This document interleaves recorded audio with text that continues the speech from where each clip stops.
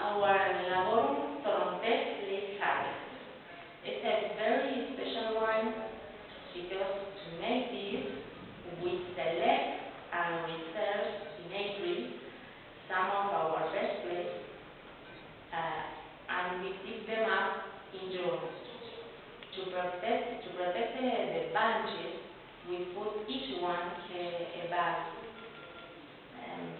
The result is this one that, as you can see, it has a very nice golden color